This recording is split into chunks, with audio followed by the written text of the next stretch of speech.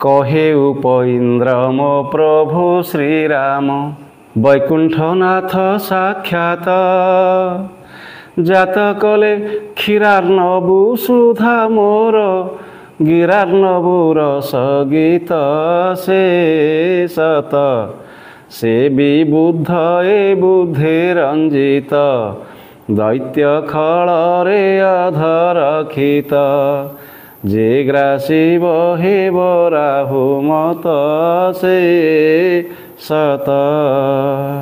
महाशाब्दिक उपेन्द्र भंज निश्चित भाव मध्ययुगीय काव्याकाशर द्वितीय जन्म आउ से लंघन करिसंती शब्दर समुद्र से आनिचंती आकाशरु नीलिमा से निश्चित भाव तोलिछंती इंद्रधनुरु सप्तरंग एवं से मध्य संग्रह करिछंती फूलरु सुबास आउ मेघमल्हाररु छंद तोली से निश्चित भाव तैयारी छंती ओडिया साहित्य सागरर अमूल्य रत्न वैदेही विलास विश्व साहित्यर एक महान महाकाव्य।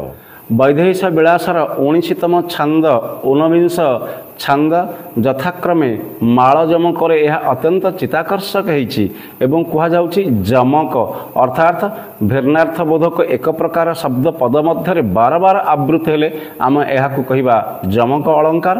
पुनश्च जमक अलंकार को 5 भाग रे विभक्त करा जाइछि यथा आद्य जमक प्रांत जमक मध्य जमक सर्व जमक एवं माल जमक। यही माल जमक अर्थात पद मध्य भिन्नार्थ सृष्टि करुथिबा गोटे पद 2 रु अधिक भिन्नार्थ प्रकाश कले एहाको आमी कहिबा माल जमक अर्थात माल माल होई जमक यही पद मानकरे अवस्थित अछि। तेणु आसंतु यार प्रथम केतोटी पद को आमे आलोचना करिबा जहा कुहा जाइछि विचार ई माल जमक रे कवि मने बुले राम राम राम नेत्री घेनी बने जे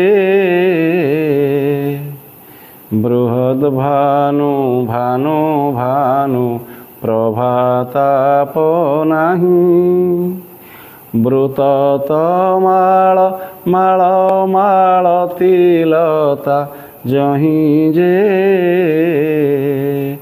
आमे कहि परिबा माल माल होई जमक किभଳି भाव रे पदरे अवस्थित अछंती।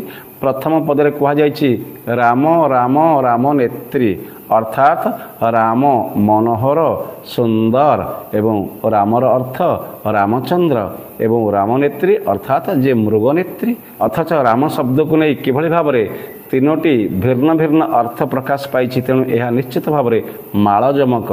पुनश्च कहा जाइछि भानु बृहद भानु एवं भानु बृहद भानु आमे कहले अग्नि को बुझिबा एवं भानु अर्थ सूर्य एवं भानु अर्थात जो कहा जाउछि किरण। निश्चित भाव रे एठारे माल जमक को अति सुंदर भाव रे कवि चित्रण करी तांका वैदेही विलासर ए जो कहा जाउछि सौंदर्य को बहुधा विकसित करिसंती एही पदरे एवं यार भाव को विश्लेषण करने को हेले कहा जाई पारिबो कवि माल जमकरे कविता करने को मनरे विचार करे सुंदर अथच मनोहर रामचंद्र मृगनेत्री सीता को नहीं निश्चित भाव रे कानन रे भ्रमण करुअछंती।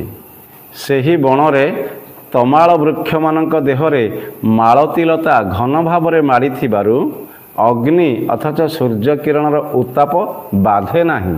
यह प्रथम पदरे कहा जाइछि बहई निर्झर झर झर अविरता विशेषत रंग रंग रंगणी शोभित जे बही चंद्र चंद्र चंद्र शीतल कुबाता बहे मंद मंद मंद सुत करे ऋत जे। कहा जाइछि निर्झर अथच झरणा चंद्र जहार अर्थ चंदन चंद्र जहार अर्थ कर्पूर एवं चंद्र जहार अर्थ मध्य जल अथच चंद्रंकर शीतल किरण एवं मंद सुत कहा जाइछि एहा कोकिल एवं ऋत एई शब्दर अर्थ ध्वनि। ଏବଂ ଏହାର ଭାବ ବିଶ୍ଳେଷଣ କଲେ ଜଣାଯାଏ ଝରଣା ସବୁବେଳେ ଝରଝର ହୋଇ ବହୁଅଛି। ସେହି ଝରଣା ସ୍ରୋତର ଦୁଇ ପାର୍ଶ୍ୱରେ ବିଭିନ୍ନ ରଙ୍ଗର ରଙ୍ଗଣୀ ଫୁଲ ଫୁଟି ଅତ୍ୟନ୍ତ ଶୋଭା ପାଉଅଛି। ପବନ ଜଳ କର୍ପୂର ଏବଂ ଚନ୍ଦ୍ରର ଶୀତଳତାକୁ ଗ୍ରହଣ କରି ଧୀରେ ଧୀରେ ବହୁଅଛି, ଅଥଚ କୋକିଳ ଅନବରତ ଧ୍ୱନି କରୁଅଛି। ତେବେ ଆସନ୍ତୁ ଏହାର ସପ୍ତମ ପଦକୁ ଆଲୋଚନା କରି ଏହାର ପରିସମାପ୍ତି କରିବା। ଏଇ ମାଳଯମକ ଯେଉଁ କୁହାଯାଉଛି 19 ଛାନ୍ଦର କୁହାଯାଇଛି ବୋଧନ୍ତି ରାମ ସିଂହାବଲୋକନି ଅବଳା ବଳାକାପନ୍ତି କରିଛି ଧ୍ରୁବକୁ ଧବଳା ଯେ